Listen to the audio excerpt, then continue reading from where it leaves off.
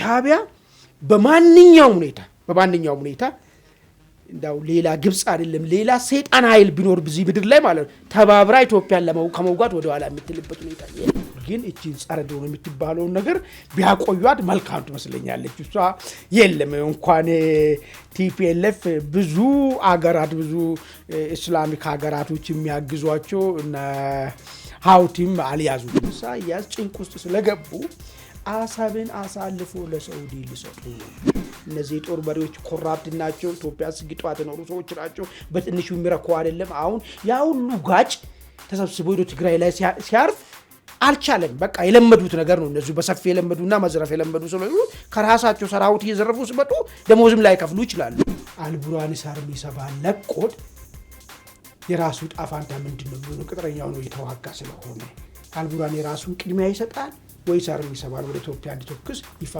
ፊልድ ማርሻሉ ውሃት ካልተነቀለ ሰላም የለም የሚል እሳቸውም አቋም ነው ያስቀመጡት ወታደራዊ አቋሙ ነው ያለው ግምገማ ነገር ወያኔ መጥቶ ወልቃይትን ሊወስድ ነው ስለዚህ እነዚህ ሰዎች በቀጥታ ሞዴ በተዘዋዋሪ ወልቃይትን ለወያኔ ሸጡ ቢባል ምንም ማጥያት የለውም ማለት ነው ፋክቱ እሱ ስለሆነ ማለት ስለዚህ ፋኖ ለሁለት ተሰነጠቃል አርሚ ሰባ የሚለው ብቻ ሳይሆን አርሚ ሰባውን ስሙ ነው ከአርሚ ሰባ ጀርባ ምንድነው የሚኖረው በርግጠኝነት የሻቢያ ሰራዊት ነው በአርሚ ሰባ ስም ማለት ነው አሰብን ኤሪትሪያ ለሳውዲ መስጠት ከሆነ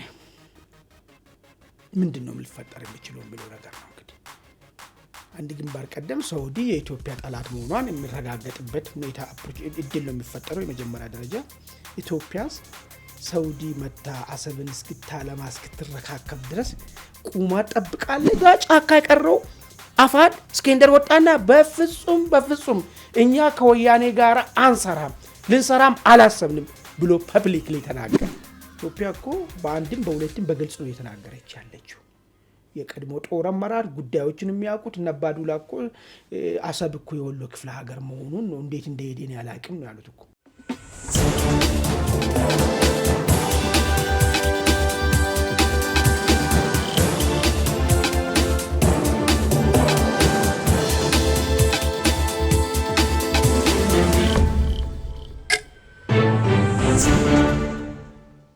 ፕሮቶኮል ሰላምታችን በያላችሁበት የዓለም ዳርቻ ይድረሳችሁ የተወደዳችሁ የአንድ አፍታ ቤተሰቦች አንድ አፍታ ኢንሳይት ተጀምሯል አማኑኤል መንግስቱና ዘርባቤል አለማየሁ ወቅታዊ ጉዳዮች ላይ ትኩረታችንን እናደርጋለን የህወሓት አርሚ 7 ኃይል በተጠንቀቅ እንዲቆም ታዟል ህወሓት የኢትዮጵያ መንግስት የትግራይ ጠላት ነው ሲል ፈርጇል ወልቃይት ለመቆጣጠር ሙሉ ለሙሉ ትግል እንደሚያደርግ የኃይል የሚሆን የሰላማዊ አማራጮች እንደሚጠቀም ይፋ አድርጓል ከዚህ በተጨማሪ ከሰሞኑ ቁጥራቸው ጥቂት የማይባሉ የጸረ ድሮን ባለሙያዎች እንግዲህ ወደ ትግራይ መግባታቸው ተሰምቷል ይሄንን በስፋትና በዝርዝር እንመለከታለን ከዚህ በተጨማሪም የፕሬዝዳንት ኢሳያስ አፈወርቂን ጉዞና ለሳውዲው ልዑል ያቀረቡትን ልመና የተመለከቱ ሰፊ ጉዳዮች እናነሳለን በተለይም ከዚህ በተጨማሪም የቻይና ልዩ የአፍሪካ ቀንድ መልእክተኛም አዲሃሎና 4 ኪሎ ቤተ መንግስት ከሰሞኑ ተመላልሷል ቻይና ልታደራደር እየሞከረች እንደሆኑ ተጨባጭ ሆኑ መረጃዎች እየተሰራጩ ይገኛሉ እነዚህን ጉዳዮች በስፋት እንቃኛለን አብራችሁን ቆዩ አማን እንዴት ነህ ሰላም መዘሩ ደኔ በርከት ያሉ ክስተቶች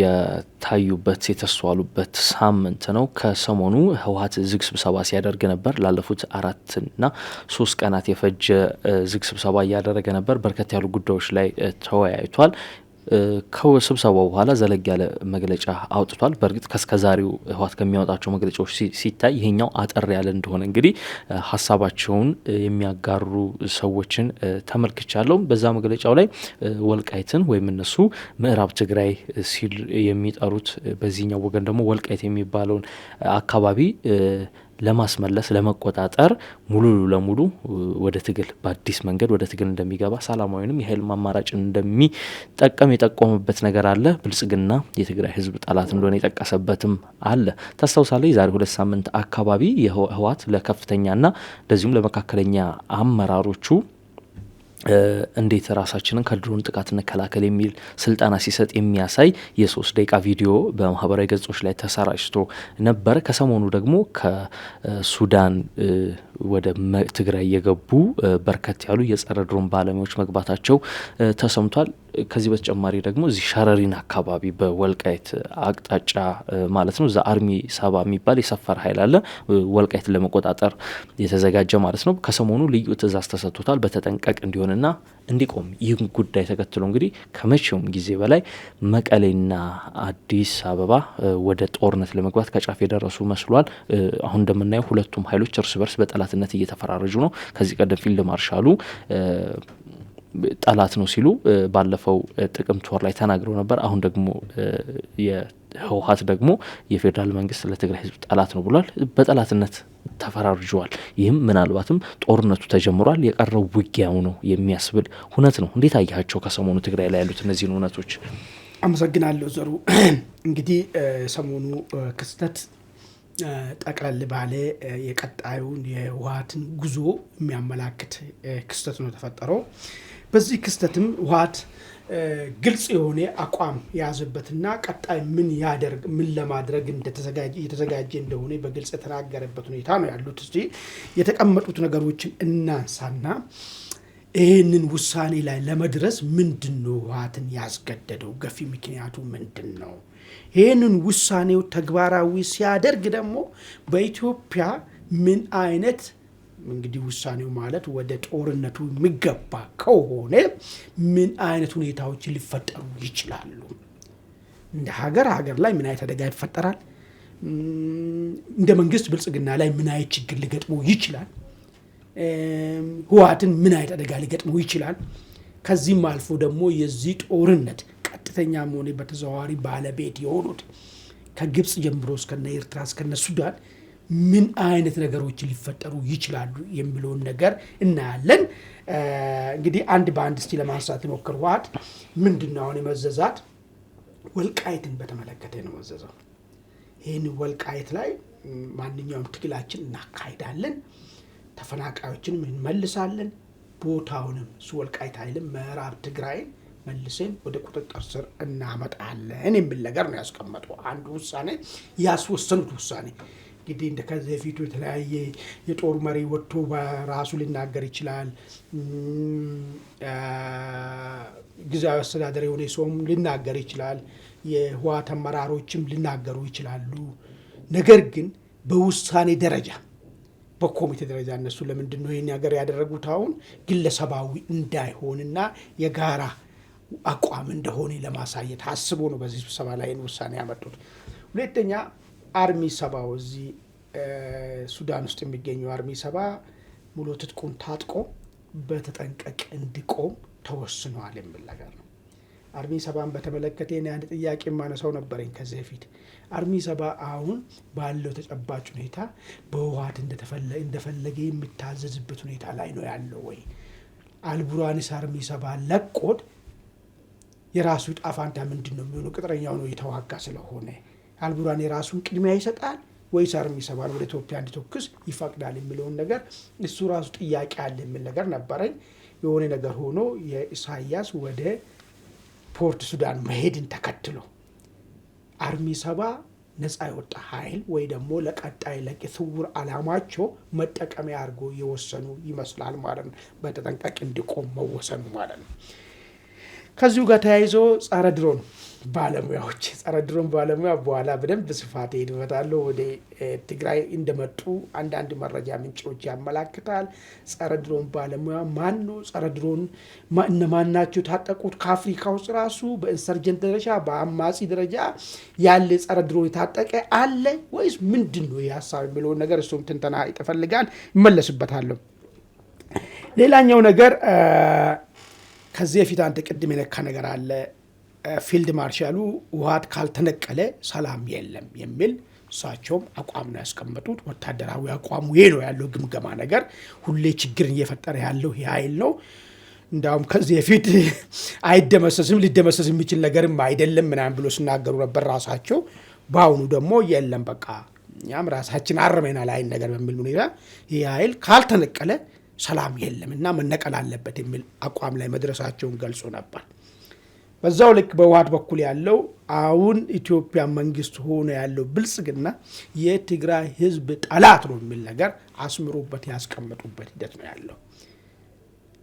ጠላት ነው ካልክ አጥፊ ነው ካልክ ወደ መከላከል ነው የሚገባ ማለት ነው። ስለዚህ ከዚህ በኋላ እኔ ንግግር ይኖራል የሚል ተስፋ የሌለ ሁኔታ ነው እዚህ ጋር የተፈጠረው ነገር ማለት ነው። ይህ በእንዲህ እንዳለ የማን ነው መርከብ ነው የሰረቁት አሉ ጀነራል ክንፌ ዳኘው የሚባሉ ግለሰብ ማለት ነው። የቀድሞ ሚቴክ እሱ ደግሞ አይ በቃ በግሉ ይሁን የህወሓቱን አይታወቅም አክቹአሊ ማለት ነው።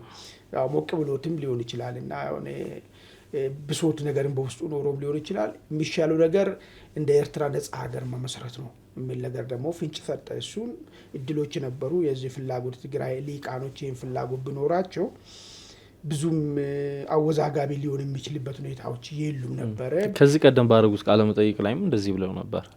ይመስለኛል እሱ የክንፌ ፍላጎት ይመስለኛል እንጂ አሁን ብዙ የትግራይ ሊቃኖች ነገር የሚደግፉለትም አይመስለኝም። ትግራይ ከኢትዮጵያ ውጪ ምን አይነት ነገር ሊሆን ይችላል፣ ኢትዮጵያ ትግራይ የሌለችበትም ኢትዮጵያ ምን አይነት ነገር ሊሆን ይችላል የሚል ነገር ብዙ የሚያስኬድ አይመስለኝም።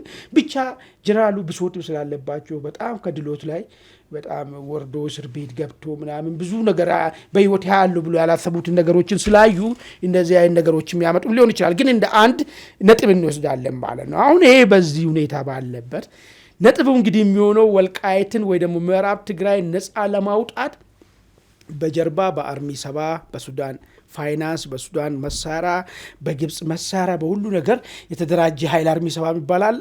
እሱን በፊት ለፊት ደግሞ የኛ ኃይል አለ ሰብረን ከዛ ኮሪደሩን እንከፍተዋለን ማለት እነሱ ኮሪደር እንከፍታለን አይደለም ብሉት ወደ ምዕራብ ትግራይ ነፃ አውጥተን ተፈናቃይ በካምፕ ውስጥ የሚሰቃየውን ተፈናቃይ ወደ ካምፑ እንመለሳለን ነው የሚሉት።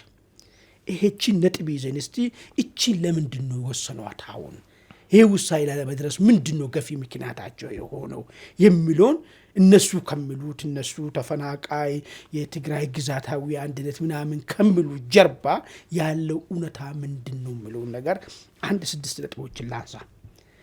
እንግዲህ ሀራ መሬት ላይ በሚል አፋር ክልል ላይ ራሱን እያደራጀ ያለው ከዛም አልፎ ተርፎ ትግራይ ውስጥ የሰረገ የገባ በአንድም በሉ በህዝባዊ ቢተኝነቱን በትጥቅ ትግሉም እንቅስቃሴ ያሳለ ያለው ትግራይ ፒፕል ፎርስ የሚባል የትግራይ ህዝባዊ ኃይል የሚባለው ሰሞኑን አንድ ስቴፕ ለነሱን ለቲዲኤፍ እና ለውሃቶች የማይዋጥ ሁኔታ ሰርቷል።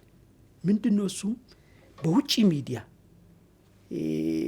ግጀ እንግሊዝ ውስጥ ያለው ቻናል 4 የሚባለው ሚዲያ በዛ ላይ በአንድ ጋዜጠኛ በኩል ቲፒኤልኤፍን የቀድሞ ቲፒኤልኤፍ አባል የነበሩ ወታደሮች ቲፒኤልኤፍ ካልተወገደ የትግራይ ህዝብ ሰላም አያገኝም፣ የትግራይ ህዝብ መጀመሪያ አዳሙ ጠላት አሁን ትግራይ ክልል ውስጥ ያሉት የቲፒኤልኤፍ አመራሮች ናቸው፣ እነዚህ እስካልተነቀሉ ድረስ ሰላም የሚባል ትግራይ አካባቢ አይፈጠም፣ ትግራይ ህዝብ በሰላም ውሎ አያድርም ያሉ ኃይሎች በዚህ ቲቪ አቋማቸውን ምን ደረጃ ላይ እንዳሉ ለዓለም ገልጸዋል።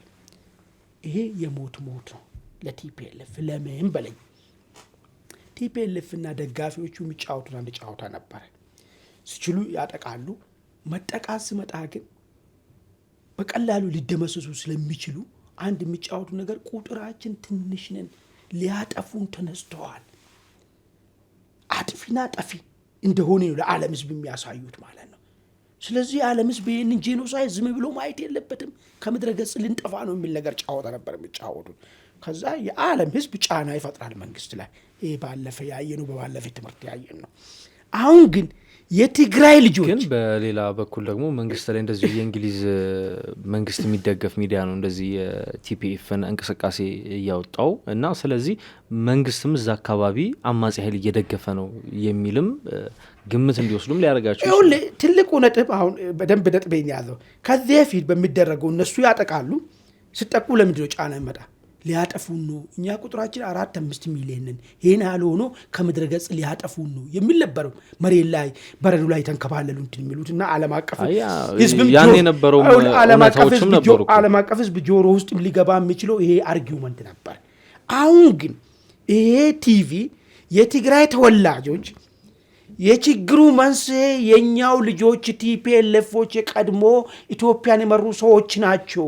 እኛ ራሱ አይተን እውነቱ ገብተን ከነዚህ ሰዎች ተለይተን እነዚህ ሰዎች ካልጠፉ የትግራይ ህዝብ ሰላም አያገኝም የሚል አቋም ላይ ስለደረስን ትግል ጀምረናል የሚለው ነገር ለዓለም ህዝብ ይሄ ሀሳብ ሲቀርብ አሁን ምንድነው ማለት ነው ከዚህ በፊት የሚጫወቱ የሰርቫይቫል ጉዳይ የሚጫወቱን ነገር የሚለው ጥያቄያችን የመንግስት ሊያጠፋ ነው የቃል ኢትዮጵያ ህዝብ ሊያጠፋ ነው የሚለው ጫወታ ውሸት እንደሆነና ከራሳቸው ውስጥ የወጡ ሰዎች መሰከሩ ማለት ከዚህ በኋላ ያን ጫወታ ቢቀጥሉ እንደማስኬዳቸው ስላወቁ ይሄ ጉዳይ ቶሎ ልባክ ካልሰጠን ዓለም አቀፍ ህዝብ ምንም ብንሆን ምንም ብናደርግ አይሰማንም የሚል አንድ ገፊ ምክንያት ይሄ ነው የቲፒኤፍ ጉዳይ በቲቪ መገለቀ በውጭ በእንግሊዝ ቲቪ መለቀቁ ዓለም አቀፍ ማህበረሰብ መስማቱ ጥያቄው ለካ ችግሩ ያለው መንግስት ጋር ብቻ ሳይሆን ራሳቸው ጋር ነው ይሄውና እነዚህ ሰዎች ራሳቸው ሰዎች ራሱ አመጹባቸው የሚል ሪያሊቲው እንዲረዳ አድርጓል ይሄንን ቶሎ ካልቀለበስ አደጋ ውስጥ እንገባለን የሚል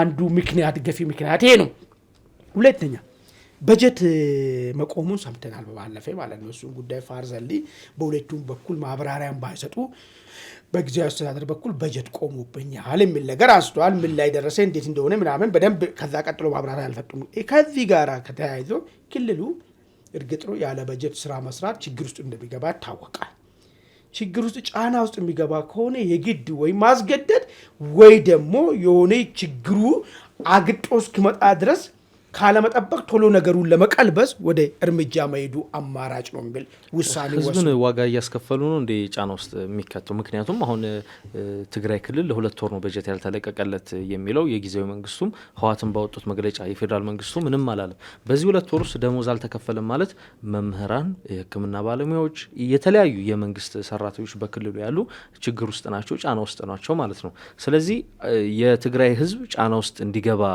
ተደርጎ ህዋትን ማስገደድ የሚል አካሄድ ነው እየተሄደ ያለው ምክንያቱም ህዝቡ ነው እየተጎዳ ያለው በጀታውን ለምሳሌ ለክልሎች ይሰጥ ይነስም ይብዛም የልማት ስራ ይሰራል ለልማት የሚውላል ለደሞዝ የሚውላል የስራ ማስኬጃ የሚውላል የተለያየ ነገሮች ናቸው ያሉት ይሄ ደሞዝ በጀት የሚላኩ በጀቱ ሙሉ ጠቀሎ ቲዲኤፍ ለሚባል ሰራዊት ደሞዝ እየከፈለ የሚያቆይ ከሆነ የፌደራል መንግስት ይሄን በጀት ማለት አይደል አሁን ለሱ ማረጋገጫ አለ ምክንያቱም ቲዲኤፍ ራሱ እኮ ደሞዝ እየተከፈለኝ አይደለም የሚል አመጽ ነው እያስነሳ ይሄን እኮ ከዚህ ፊት ክልሉን ሲመሩ የነበሩ ሰዎች በዴና ጊዜ የተናገሩት ነገር ነው ከምንቀበለው በጀት 90% ለሰራዊቱ ደሞዝ ነው ያውም የተጨመረ ኮራፕትድ የሆነ የሌለ ሰራዊት ሁሉ የተጨመረ እንከፍላለን በጀቱ ለሰራዊቱ በጀት ነው ይሆነ ያለ የሚል በራሳቸው በኩል ምስካር ይሰጡ በሌላ ሴክተር ያሉት ግን ደሞዝ ባይከፈላቸው እስካሁን ይናገሩ ነበር እስካሁን ደሞዝ አልተከፈለንም የሚል ነገር አንተ ያን 90% በመተለው ጊዜ አላቀረቡ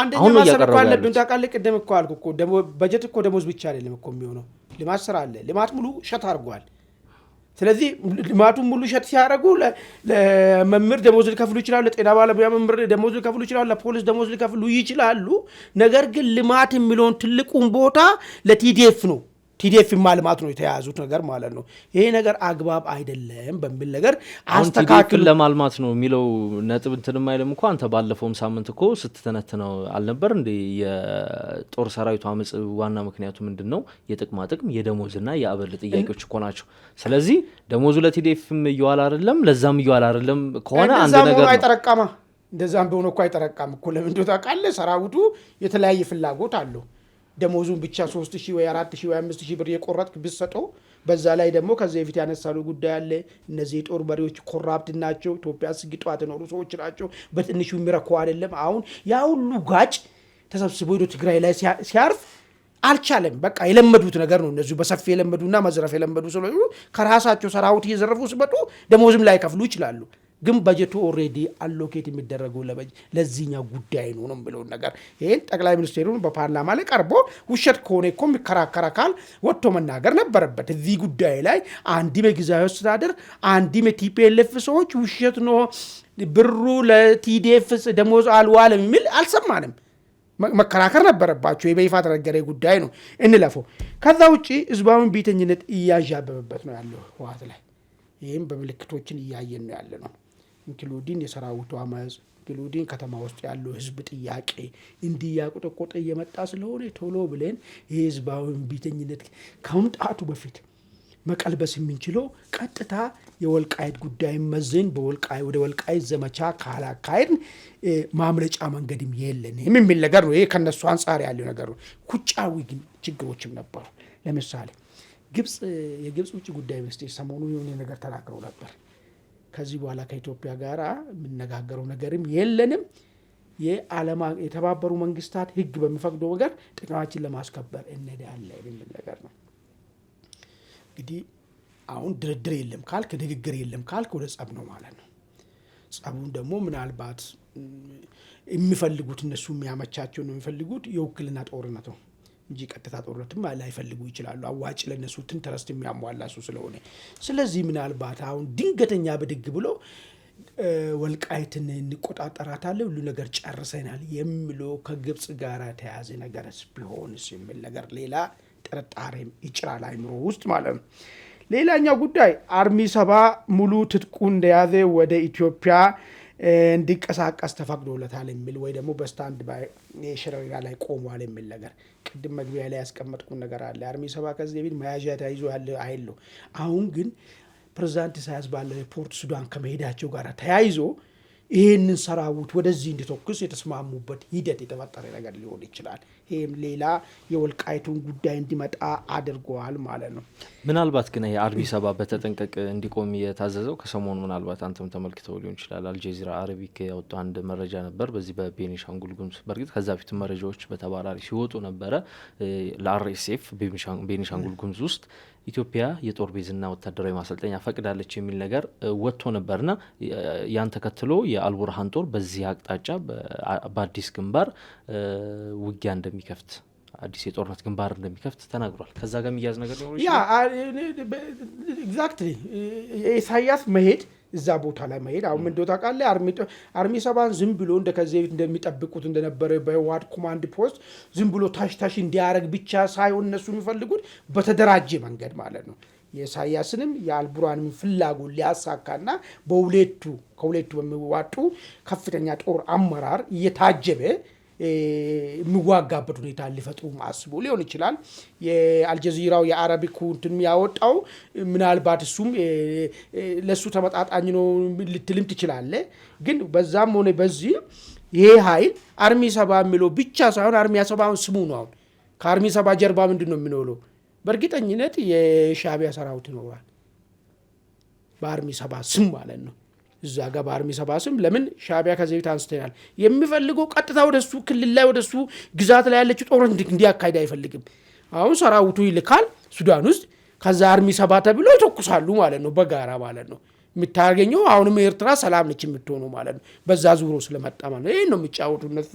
አይ ቲንክ አንዳንድ ጊዜ ጭንቅላታቸው በጣም ወደ ኋላ ቀረ። ስለዚህ አንተ ሱዳን ውስጥ ብቻ አርሚ 70 እያልክ ከሻዕቢያ ጋር ሰራዊት ጋር ትዋጋለህ፣ ወደዚህ በኤርትራ ሰላም ትሆናለች። እንደዛ ነው እነሱ የሚያስቡት። ከዛ አንጻርም ሊሆን ይችላል። ሌላና ኢንተረስቲንግ ነገሩ ግን ጸረ ድሮኗ የተባለችው ጉዳይ ነች።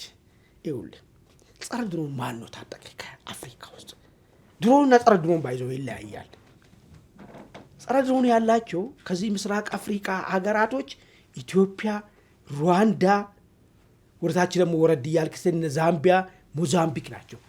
ሱዳን ጸረ ድሮን ነው ማውራ ድሮን አይደለም ማውራ የሱዳን ሁለቱም ኃይሎች አላቸው። ጸረ ድሮንና ድሮን በጣም ይለያያሉ። የሚገርም ነገር ማለት ነው። ገባኝ። ግን ያው እዛ ሌሎችም ኃይሎች ታጥቷል ነው። በሰሜን አፍሪካ በኩል ካየ እነ አልጄሪያ፣ እነ ሞሮኮ፣ እነ ግብጽ ነው ታጠቁት።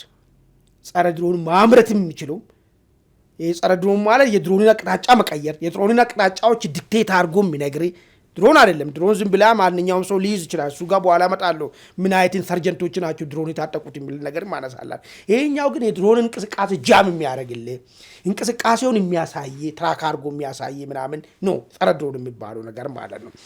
ከዌስት አፍሪካ ደግሞ አይቮሪ ኮስት ነች የያዘችው ይህንን በደንብ ማለት ነው። ከደቡብ አፍሪካ እና እንግዲህ እነ ዛምቢያ ቅድም ያነሳው ሪፐብሊክ ኦፍ ደቡብ አፍሪካ እና ዛምቢያ ናቸው። አሁን ጸረ ድሮን ወያኔ ታጠቀ ነው ወይስ ድሮንን ታጠቀ ነው ጉዳዩ መሆን ያለበት ማለት ነው። ጉዳዩ በደንብ መታየት ያለበት ማለት ጸረ ድሮን ከፍ ስለሚል ነው ይህን ነገር ማነሳበት ምክንያት ማለት ነው። ምናልባት ድሮን ልታጠቅ ይችላል። ለምን እና አልሸባብ ታጥቋል፣ አይሳይስ ታጥቋል፣ ሀውቲ አማጺ ታጥቋል፣ ቦኮ ሃራም ታጥቋል፣ ኤም23 የሚባለው እዚህ እንትን ጋር ያለው እሱ ታጥቋል። ስለዚህ እነ ቲፒኤልኤፍ ከአልቃይዳ ጋር ባላቸው ስምምነት ከሰይጣን ጋር ሊስማሙ ስለሚችሉ አይሳይስ ጋር ባላቸው ስምምነት ይህንን ድሮን ልታጠቁ ይችላሉ። አይ ደግሞ ከአልቡራን ደግሞ ይህን ድሮን ልታጠቁ ይችላሉ። አይ ደግሞ ከግብፅ ደግሞ ይህን ድሮን ልታጠቁ ይችላሉ። ግን እኔ የሚጠረጥረው ነገር እኔ ጠርጥር ብትለኝ በግንባር ቀደምነት ይህን እነሱ ትንጣዩ ድሮኖችን ትናንሽ ድሮኖችን ልታጠቁ የሚችሉት ይሄ ህገወጡን አይን ነገሩ ሊያገኙ የሚችሉ ከአልሸባብ ጋር ነው የሚያገኙት የሚችሉት ማለት ነው። ከዚህ በፊት ሞክሮ ነበር አልተሳካላቸውም እንጂ ከፌዴራል መንግስቱ ጋር በሚዋጉበት ዘመን ላይ እነዚህ ድሮኖችን ጸረ ድሮን ያኔ እነሱን ቴክኒክ እውቀቱም ስላልነበራቸው ቀላል ነገር መሰላቸውና አቶ ጌታቸው ሲናገሩ አንድ ፈረንጅ ስንት ሚሊዮን ዶላር በላን ያሉ ማለት ነው። እሱ ከበድ ይላል። አገር ሆነ ጠንካራ አገር ስትሆን በእርዳታም ብቻ የሚችል ነገርም አይደለም። ለዛ ነው በጣም ብሩም ከፍ ስለሚል ወደ 200 ሚሊዮን ዶላር ምናምን አካባቢ ነው እንደዚህ አይነት ቴክኖሎጂ እንትን የምታረጋቸው። ይሄንን ሊያረግ የሚችልበት እድሉ በጣም ጠባብ ነው። ነገር ግን የድሮኖችና ማንም አሁን አማጺዎች እጅ ላይ በቀጠናችን ያሉ በተለይና አልሸባብ እና አይኤስአይስ እና አውቲ ምናምንም አውቲም ቢሆን በቀጠናው ቅርብም ስለሆነ እነሱን ይዞ ስላሉ ወይ ደግሞ ኤም23 የሚባለው ይዞ ስላለ ከነዚህ ሊያገኙ የሚችሉበት እድል በጣም ሰፊ ነገር ነው ማለት ነው። ግን እቺን ጸረ ድሮን የምትባለውን ነገር ቢያቆዩት መልካም ትመስለኛለች። እሷ የለም እንኳን ቲፒኤልኤፍ ብዙ አገራት ብዙ እስላሚክ ሀገራቶች የሚያግዟቸው እና ሀውቲም አልያዙትም እሱን ጸረ ድሮን የሚለውን ነገር ማለት ነው። እሱ በዛ ብታይ ጥሩ ነገር ይመስለኛልና እንግዲህ ይሄ ነገር ከሆነ ምንድን ነው ሊፈጠር የሚችለው? አሁን በዚህ ሁሉ ምክንያት ተገፍቶ ቲፒኤልኤፍ ወደ ጦርነቱ ለመግባት ወስኖ ጦርነቱን ለመጀመር ቢያስብ ምንድን ነው የሚፈጠረው? ምናልባት በውስጥም በውጭም በኢትዮጵያ ፖለቲካ ላይ ምንድን ነው የሚፈጥረው የሚለውን ነገር በደንብ ለየት ነው። ውስጣዊ ላይ ወልቃይት የሚለው ቦልድ ነው በኢትዮጵያ ፖለቲካ ውስጥ ወደድክም ጠላህም። በተለይ የአማራ ኃይሎች ፋኖ ብሎ ራሳቸውን የሚጠሩ አካባቢ ላይ ወልቃይት የሚለው ነገር ትልቅዬ ፖለቲካውን ዲተርማይንድ የሚያደርግ ጉዳይ ነው። ስለዚህ እነዚህ ኃይሎች መካከል ምንድን ነው የሚፈጠረው ነው። ሰሞኑን አንዱ የአፋድ ጫካ የቀረው ወንድሙ ነው መጣው ያለው ማነው ማስረሻ ሰጠ ቪዲዮስ እስኬንደር ያኛው ተስማምቶ ከመንግስት ጋር መጥቶ የገባው አንድ ነጥብ ይዞ መጥቷል። ማስረሻ ሰጠ ካፕቴኑ ምንድን ነው ያለው? እነዚህ ሰዎች የወያኔ ፈረስ ሊሆኑ ነው፣ ከሻዕቢያ ጋር ሆኖ አገር ሊያደሙ ነው። እኛ ደግሞ ይህንን ነገር በፍጹም አንቀበልም፣ የአማራ ህዝብም አይቀበልም። የጸና አቋም አለው ወያኔን በተመለከተ። ዝም ብሎ እንደ ጊዜ የሚለዋወጥና አንዳንድ ሰዎች ውጪ ቁጭ ብሎ የወያኔ ወዳጅ የሆኑ አማራ ታጋይነን የሚሉ ሰዎች እንደሚያወሩ ሳይሆን ከወያኔ ጋር አማራ ሲሪየስ የሆነ ቅሬና ተቃርኖ ያለው ኃይል ነው። ስለዚህ መታረቅ አይችልም የሚል ነገር አነሳና ይሄንን ጉዳይ ሸሽተን ነው እኛ አሁን ባለው ሁኔታ አማራ የባሰ ዋጋ እንዳይከፍል ከመንግስት ጋር በሰላም ችግሩን ለመፍታት ያሰብነው የሚል ነገር አነሳ። ይሄ በጣም አደገኛ ነገር ነው። ወያኔ የምትለው ነገር ወልቃይት የሚለው ደግሞ እንዴት ድራቢ አደጋ እንደሚሆን ማለት። ከዛ ጫካ የቀረው አፋድ እስኬንደር ወጣና በፍጹም እኛ ከወያኔ ጋር አንሰራም፣ ልንሰራም አላሰብንም ብሎ ፐብሊክሊ ተናገረ። ያነሳውም አንድም የወልቃይትን ጉዳይ ነው። ወልቃይትን ጉዳይ አነሳይ። ሻዕቢያን ፍላጎት የለውም ከኛ ጋር ለመስራት አለ። አሁን ቅድም ያልኩ እንግዲህ ጦርነት ሲፈጠር የውስጣዊ ጉዳይ ላይ ምን ይፈጥራል ካልክ ምንም ሳታልሞ ፋኖ ጋር ጉዳዩን ለሁለት መሰንጠቅ ነገር ያመጣል። እና አስራት እነዘመነ በይፋ ነው እያሉ ያሉት ለብጣሻ መሬት ብለን ስትራቴጂካል ላይንስ እናረጋለን ምናምን የነሱ እንትን የሚመቱትም ውጭ ያሉትም ምን ችግር አለ ከወያኔ ጋር አንድ ላይ ቢቆም ምን ችግር አለ ምናምን የሚል አጥያት አይደለም ከሰይጣን ጋራም አንድ እንሆናለን የሚል አቋም ይዘነብ ነበር። አሁንም ሰሞኑንም በዚህ ጉዳይ ላይ መልስ እየሰጡ አይደለም።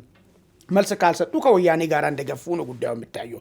ወያኔ መጥቶ ወልቃይትን ሊወስድ ነው። ስለዚህ እነዚህ ሰዎች በቀጥታ ሆነ በተዘዋዋሪ ወልቃይትን ለወያኔ ሸጡ ቢባል ምንም ማጥያት የለውም ማለት ነው። ፋክቱ እሱ ስለሆነ ማለት ነው። ስለዚህ ፋኖ ለሁለት ይሰነጠቃል። ሸዋና ጎንደር አካባቢ ያለ ፋኖ በምንም አይነት መንገድ ይሄንን ትብብር ስለማይቀበል አጌንስት ወያኔ የሚቆምበት ሁኔታ ይፈጠራል ማለት ነው። ባይቆም ግን ህዝቡ ራሱ ወያኔን ማትወጋ ከሆነ መሳሪያ ውስጥ እኛ እንወጋበታለን የሚል አቋም ማቅረቡ ስለማይቀር አስጨናቂ ሁኔታ ለፋኖ የሚመጣው ነገር። ስለዚህ ውስጣዊ ላይ ሁለት ስንጥቅ ይፈጠራል ማለት ነው። ወያኔ በሚያደርገው ወልቃይት ጉዳይ ላይ ግን የውስጡ ብዙም ችግር የለውም። የውጫዊው ግን አደገኛ ነገር ነው ይዞ ይመጣ። ሉክ ወያኔ፣ ሻዕቢያ፣ አልቡርሃን፣ ግብጽ ስደመር ዘመነ አንድ ቡድን ይሆናሉ ማለት ነው። ሌላኛው ቡድን ምንድነው የሚፈጠረው? መንግስት፣ ዩኤኢ፣ ፈጥኖ ደራሹ ስደመር የሸዋና የጎንደር ፋኖ። ግን እንደዚህም ሆኖ ለመንግስት ይህንን ግንባር መዋጋቱ አዋጭነት ምንድን ነው ያለው? በጣም አደገኛ ሲሪየስ ሆነ ጥላቻ ያላቸው እነ ግብፅን የመሰለ ኃይሎች፣ ግብፅ ቀላል ኃይል አይደለችም። በዚህ ሂደት ውስጥ መግባቱ ምንድን ነው ኢትዮጵያን በምን አይነት ደረጃ ምድራዊ ሲኦል ሊያደርገው ይችላል? ሻዕቢያ በማንኛውም ሁኔታ እንዳው ሌላ ግብፅ አይደለም ሌላ ሰይጣን ኃይል ቢኖር በዚህ ምድር ላይ ማለት ነው ተባብራ ኢትዮጵያን ከመውጋት ወደ ኋላ የምትልበት ሁኔታ የለም። ስለዚህ ይህንን ግንባር መዋጋቱ ለኢትዮጵያ የሚሆን ኢትዮጵያ መንግስትን ለኢትዮጵያ እየመራ ላለው መንግስት ጠቃሚ ነው ወይስ ጎጂ ነው የሚለውን ነገር ካየ እኔ ጠቃሚ አይመስለኝም። ይህን በጥበብ ማለፍ ነው የሚያስፈልገው ነገር ብዬ ነው። ይህ ግንባር እንዳይፈጠር ለምን አደገኛ ግንባር ነው የሚሆነው። እነዚህ ከጀርባቸው እነማን ነው ያሉት? እነ ኢራን አሉ፣ ብዙ ነገሮች፣ ብዙ አገራቶች፣ እነ ሳውዲ፣ ብዙ ችግር ፈጣሪ አገራቶች በእነዚህ ቅድም በነገርኩ ጀርባ ይኖራሉ። ስለዚህ በቀላል የሚያባራ ጦርነት ወይ ደግሞ እንዲሁ ዝም ብለህ ተነካክተ የምታልፍ ብቻ ነገር አይደለም የሚሆነው። ብዙ ደም የሚፈሰው ብዙ አደገኛ ሁኔታ የሚፈጠርበት ሁኔታ ነው የሚሆነው ነገር ማለት። ስለዚህ የሚሻለው ነገር ምንድን ነው? የመጀመሪያ ማስበው ይሄ ግንባር እንዳይፈጠር አልቡርሃንን ቴክኒካሊ መያዝ መቻል አለበት ኢትዮጵያ መንግስት ማለት የመጀመሪያ ደረጃ እርምጃ። ከአልቡርሃን ጋራ ነገሮችን በንግግር ለመፍታት ጊዜ መግዣም ቢሆንም አዲስ ዲፕሎማሲያዊ ግንኙነቶችን መፍጠር መቻል አለብን። ለምን ጫውታውን የሚወስነው አልቡርሃን ነው። የጫውታው ሜዳ አልቡርሃን ባለበት ቦታ ላይ ነው የሚደረገው። ኤርትራ በዛ በኩል መዋጋት አይፈልግም። ግብጽ ቀጥታ ከዛ በአየር ኃይል መዋጋት አይፈልግም። እሱ ዋጋ አስከፍሏል። እሱንም የሚፈልጉት አልቡርሃን መሬትን ይዞ ነው የሚዋጉ፣ ወልቃይትን በጀርባ በኩል ማለት ነው። ስለዚህ ተጎጂው እኛና ሱዳንን የምንጎዳው ማለት ነው። ስለዚህ ሱዳንን ከአልቡርሃን ጋር አዲስ ዲፕሎማሲያዊ ግንኙነትን በመፍጠር ይህ ግንባር እንዳይፈጠር ማድረግ ይቻላል። አንድ ነው። ካልሆነ ግን እነሱ ሊጫወቱበት ያሰቡትን አርሚ 70 የሚባለውን ጦር ወደዚህ ከመተኮሱ በፊት እዛው ራሱን ቢዚ እንዲሆን በፈጥኖ ደራሹ በኩል ትልቅ ስራ መስራት መቻል አለብን ማለት ነው። ቅድም አንስቼልሃለሁ። የሻዕቢያ ወታደራዊ አመራሮች ያኮበከቡት ያለው እንዲህ ያሉ ያሉት ነገር የተወሰነ የጦር መሪዎችና የተወሰነ ሰራዊትን ይዘን ሄደን አርሚ 70 በሚል ነገር እንወጋለን ኢትዮጵያ በሚል ነገር ነው ያሰቡ ያሉት። አርሚ 70 በፈጥኖ ደራሽ በኩል ሱዳን ውስጥ አደገኛ ምት እየመታ ከመጣ ግን እነሱ ያሰቡትን ነገር ልትበትነው ትችላለህ። እነሱ የአርሚ 70 ነው ሰብሰብ አድርጎ። ስለዚህ አርሚ 70 ዝግጁ ሳይሆን ቢዚ የሆነ በጦርነት የተወጠረ ኃይል ማድረግ ነው ከኛ የሚጠበቁ ማለት ነው። ሌላኛው ነገር በኤርትራ በኩልም ያለው በኋላ እንመጣበታለን። ሁለተኛ አጀንዳችን ላይ የድርድር በሮችን መሞከሩ ጥሩ ነገር ይመስለኛል።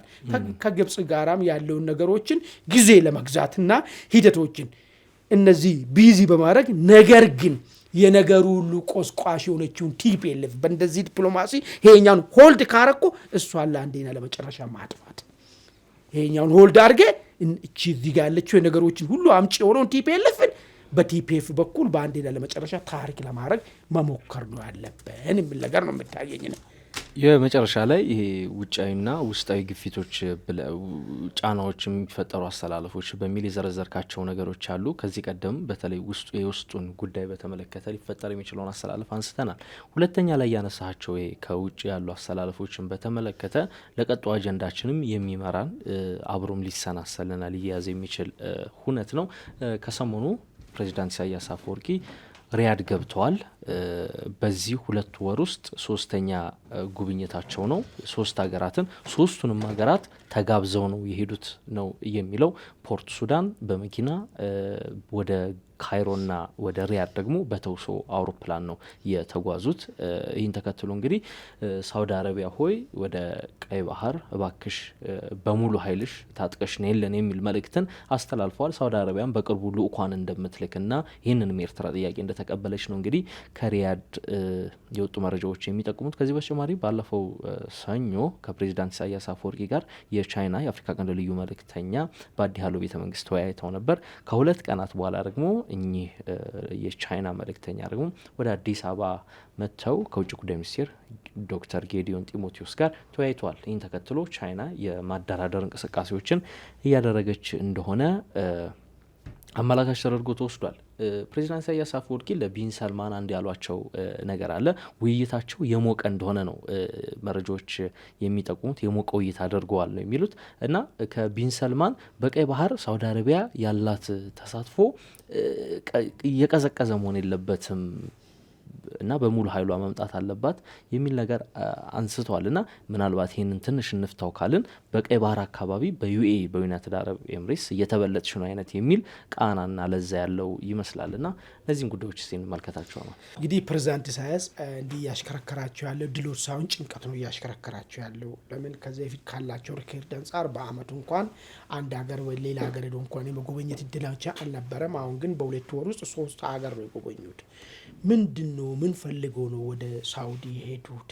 ምን ፈልጎ ነው ወደ ሱዳን የሄዱት? ምን ፈልጎ ነው ወደ ግብጽ የሚለውን ነገር እያንዳንዱ የራሱ መልእክት አለው። ሱዳን በኩል ቅድም ያነሳው ነጥብ ነው አስተካክሎ መጥተናል የሚል ነገር ያሰቡት ማለት ነው።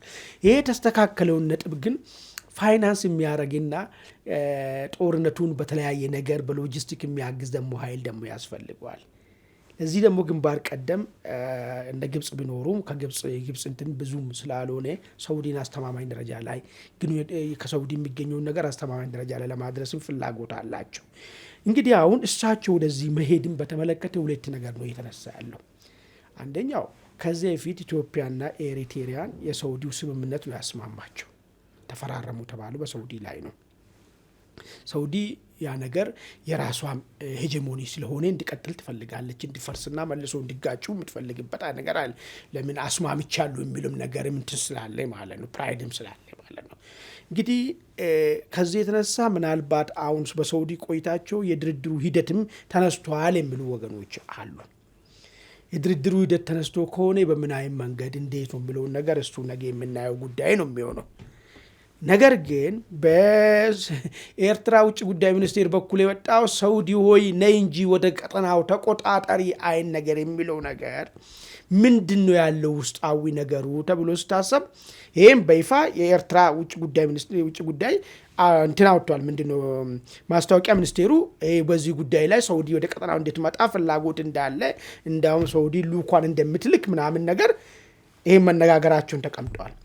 ይሄ ነው ወይስ ያለው የተፈራው ነገር ነው ያለው? የተፈራው ነገር እሱ ይሄኛው አይደለም። የሚፈራው ነገር ምንድነው? ኢሳያስ ጭንቅ ውስጥ ስለገቡ አሰብን አሳልፎ ለሳውዲ ሊሰጡ ነው፣ ሳውዲ እንድታለማ የሚል ነገር ሀሳብ መጥቷል። እንግዲህ ቅድም እንዳነሳውልህ ሳውዲ ልክ ኢትዮጵያና ኤርትራን አደራድራ እስከ ኖቤል ሽልማትም ጠቅላይ ሚኒስትር አብይ ደርሱ ቢሆንበት ምክር እሱን ያረገችው ምናልባት እሱን ነገር ሪቨርስ አርጋ አሁን ደግሞ ለጦርነት ከአንድ ወገን ጋራ ትሰለፋለች ወይስ ድርድሩ ነው የምታሳልፈው ብሎ ነገር ሌላ ጉዳይ ነው። እሱ በጣም መታየት አለበት። ለሳውዲም ምናልባት ሪከርዱ ማበላሸት ነው የሚሆነው። ከአንድ ወገን ጋራ ያኔ ገለልተኛው ነው አንተ የምታደራድረው። ገለልተኛ ነበርኮ ኮምፕሊትሊ የጠላቱን አባሪ ሆነ ይሄን ነገር የምታሳልጥ ከሆነ ይሄ ሌላ ጉዳይ ይፈጥራል። ሌላው ነገር ግን አሰብን ኤሪትሪያ ለሳውዲ ምስጥ ከሆነ ምንድነው ሊፈጠር የሚችለው የሚለው ነገር ነው። እንግዲህ አንድ ግንባር ቀደም ሳውዲ የኢትዮጵያ ጠላት መሆኗን የሚረጋገጥበት ሁኔታ እድል ነው የሚፈጠረው። የመጀመሪያ ደረጃ ኢትዮጵያስ ሳውዲ መታ አሰብን እስክታለማ እስክትረካከብ ድረስ ቁማ ጠብቃለች። ኢትዮጵያ እኮ በአንድም በሁለትም በግልጽ ነው የተናገረች ያለችው። የቀድሞ ጦር አመራር ጉዳዮችን የሚያውቁት እነ አባዱላ እኮ አሰብ እኮ የወሎ ክፍለ ሀገር መሆኑን ነው እንዴት እንደሄደን ያላቅም ነው ያሉት እኮ። እንግዲህ ሀገር መሩ፣ አፈ ጉባኤ ሆነው መሩ፣ ኦሮሚያ ክልል ፕሬዝዳንት ሆነው መሩ፣ ትላልቅ ውሳኔዎች የወሰኑ ሰው ናቸው። ጀነራል ባጫ ምን እንደነበረ ሰምተናል። ጀነራል ባጫ በጉልበት ነው ተወሰደብን፣ በጉልበት እናስመልሳለን። እንዲሁ ኢትዮጵያን እያበጣበጡ ዝም ብሎ መቀመጥ የለም። እኛ አፍንጫ እየተመታ አፍንጫን የማንመታበት ምክንያት የለም የሚል ነገር ነው የተቀመጠ ያለው። በሲቪል አመራሮች በኩልም እየቀረበ ያለው ነገር ከዛ ያልተናነሰ ነገር ነው። ይህ ነገር በዚህ ደረጃ እየተነገረ ባለበት ሰዓት ላይ ሳውዲ መታ ይህንን ቦታ ትወስዳለች ወይ? ይሄ መጀመሪያ ጥያቄ ነው። ይሄ አታረገውም ነው። የምታረግ ከሆነ ማለት ነው ከግብፅ ባሰ የኢትዮጵያ ብሔራዊ ጠላት መሆኗን አስመሰከረች ማለት ነው። እኛ ቦታችን እናስመሰክራለን፣ ችግር የለም። ይሄ እኮ የ120-130 ሚሊዮን ህዝብ ሀገር ነው። ፈለገ ነገር መስዋዕትነት ከፍለን ቀይ ባህራችን አሰባችን ማስመለሳችን የማይቀር ጉዳይ ግን ከዛ በኋላ ኢትዮጵያና ሳውዲ መካከል ምን አይነት ነገር ነው የሚኖረው ለዘላለም ብለው ነገርም በደንብ ማጤን ያለባቸው ይመስለኛል ማለት ነው። እኔ ከሱ እንዳው የጀመሩትን ከዚህ በፊት ያሳኩትን ድርድር ይቀጥላሉ የሚል ተስፋም አለኝ። እንደሆነ ኦፕቲሚስቲክ ሆነ ስታስቦ እሱኛው መንገድ ቢገፉበትና ሁለቱን ሀገራት ወደ ግጭት ሳይገቡ እንዴት ነው ችግራቸውን ሊፈቱ የሚችሉት የሚለውን ነገር ቢያደርጉ የተሻለ ነገር ነው የምለው። ነገር ግን ኢትዮጵያ ቀይ ባህር የተገፋችበት በሻዕቢያ ወኪልነት በአረብ ሀገራቶች እኮ አጀንዳ ባለቤት በመሆን ነው ነገር የተፈጸመው ነገር ማለት ነው። ስለዚህ ሳውዲ በውስጧ ይህን ጥያቄ ዛሬ ስናነሳ ይህንን ትቀበላለች ማለትም ይዋነት ይሆናል በሌላ በኩል ማለት። ለምን ትላንትና እኛ ከቀይ ባህር እንድንገፋ ትልቁን የአንበሳ ድርሻ የተወጡት እነዚህ አረብ ሀገራቶች ናቸው። ይህን አቋማቸው ይለውጣሉ ተብሎም አይታሰብም። ስለዚህ ነገሩ እየተፋፋመ አሁን የሚደረገው በሳውዲ የፕሬዝዳንት ኢሳያስ ቆይታ የጦርነቱን መጀመሪያ ጥይት የሚጨውበትን አጀንዳ ይዞ መጡ ይመስለኛል። እስካሁን ጦርነቱ ዘ ኮርስ ኦፍ ዘ ዋር ነው ያለ ነው፣ ግን ጥይት ነው ያልተጨው። ጥይቱ የሚጨውበት ሂደትን ግን ሳውዲ አሁን ከሳውዲ ይዞ የሚመጡት ምናልባት እሳቸው አሁን እንትን የሚያደርጉን ነገር ኤርትራ ወደ የመንነት ሊያስለውጥ የሚችልም ነገር ሊሆን ይችላል። ለምን መፈንጫ ነይ እንደፈለግሽ ፈንጪበት የሚል ነገር ገልፍ ስቴትን እየጠራ ያለው ነገር ይጣፋንተው መጨረሻ ላይ ኤርትራ ወደ የመንነት እንድትለወጥም እያደርጋትም ይችላል። ይህንንም ቢያስቡበት በስተርጅናም ቢሆን ትንሽ የቀረችው አይምሮ አጣጋንትን ብሎ ምንድነው እነዚህ ሳውዲ ወደዚህ አካባቢ ተጎትቶ ቢመጡ በኢትዮጵያ በኩል መልስ ምን ይሆናል ብሎን ነገር በደንብ ቢያጤኑ መልካም ይመስለኛል ማለት ነው። በጣም ጥሩ። እንግዲህ ያው ከጉብኝታቸው ጋር ተያይዞ እንግዲህ በርከት ያለ ጉዳይ ነው ሲነሳ የነበረው። እንደውም ቅድም እናነሳዋለን ብዬ ያልተነሳ አንድ ጉዳይ አለ። የማነ ገብረ መስቀል ፕሬዚዳንት ኢሳያስ አፈወርቂ ወደ ሪያድ ሲሄዱ ያሰራጩት ምስል ነበር እና ከፊት ላይ ወደ ኤርፖርት ሲገቡ ከፊት ፕሬዚዳንት ኢሳያስ አፈወርቂ፣ ከኋላ ደግሞ የኤርትራ ውጭ ጉዳይ ሚኒስቴር ኦስማን ሳሌህ የነበሩት እና የኦስማን ሳሌህ ፎቶ ያለበትና ጥላቸው ያለበት ቦታ እጅግ የተራራቀ ነው። ይህን ተከትሎ እንግዲህ የተረጋገጡ ምስሎች ዘግይተው ወጥተዋል። ይህን ተከትሎ ያ ምስል በፎቶሾፕ እንዲቀነባበር ተደርጎ ኦስማን ሳላ ከኢሳያስ እንደራቁ ከጀርባቸው ለማስመሰል ተደርጎ መሆኑ በራሱ ከጉዞ ጋር ተያይዞ እንግዲህ እየተነሱ ካሉ ጉዳዮች መካከል አንዱ የሚጠየቅ ነው። እንደው በግርምትነት ላንሳው ብዬ ነው። እንግዲህ አማን የዛሬውን ኢንሳይት እዚህ ላይ እንቋጨው። የተወደዳችሁ ተመልካቾቻችን የዛሬው አንድ አፍታ ኢንሳይት ዝግጅታችን ይህን ይመስል ነበር። አብራችሁን ስለቆያችሁ እናመሰግናለን። መልካም ቆይታ።